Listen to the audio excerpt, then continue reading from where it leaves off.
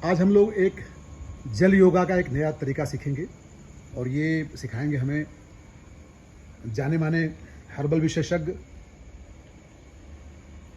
देश के जाने माने कृषि वैज्ञानिक, कृषि नेता, किसान नेता और समाजसेवी एक्टिविस्ट, जितनी भी उपाधियाँ आप दें उतने कम हैं।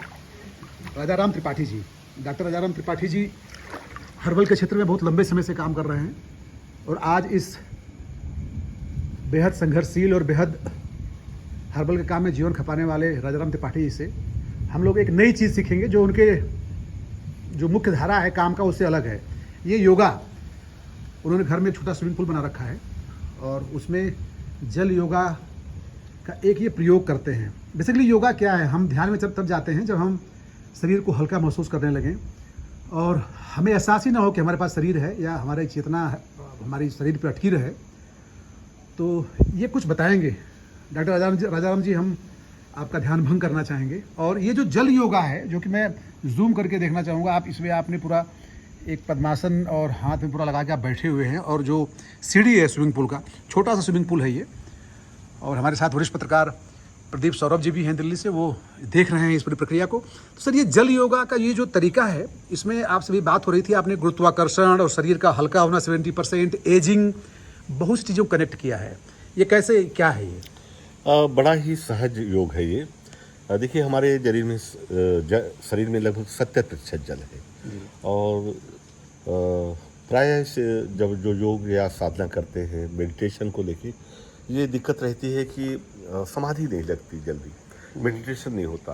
तो इसमें पद्मासन में या जो भी साधारण आसन में भी बैठ जाएं, जैसे बैठ सकते हैं और आपका 70% भाग लगभग जल के अंदर रहे, जैसे कंधे तक। कंधे से ऊपर यदि आप और डूबेंगे तो जल आपको ठहरने नहीं देगा, स्थिर होने नहीं देगा। और आप बैठ जाएं इस तरह से। आप चाहे सिद्ध मुद्रा रख सकते हैं, चिन्ह मुद्रा या अपना सिद्ध मुद्रा, कोई भी मुद्रा ले लें, मुद्रा में ले लें और आप आंख बंद कर लें।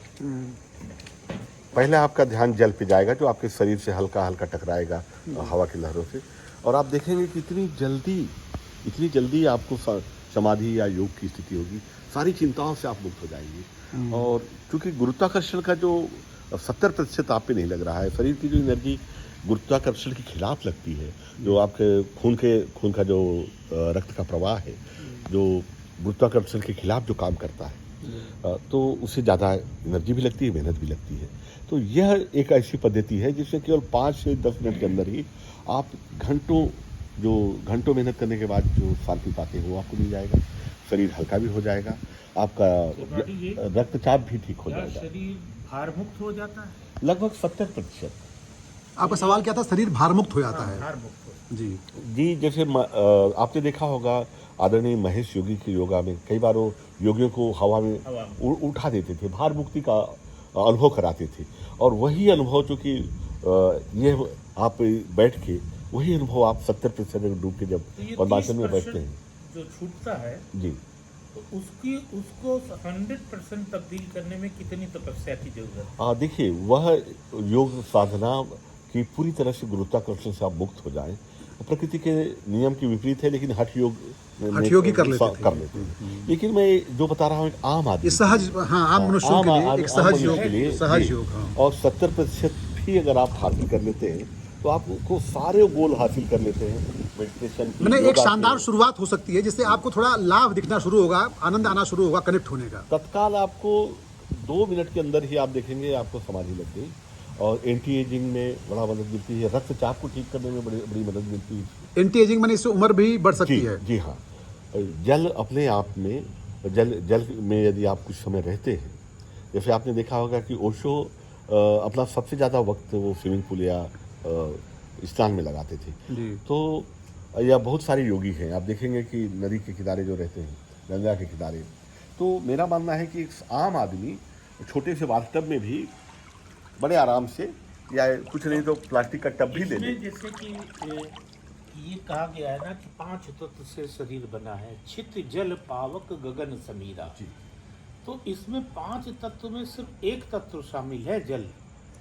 दरअसल 70% इस शरीर में जल है, तो जल प्रधान हमारा शरीर है।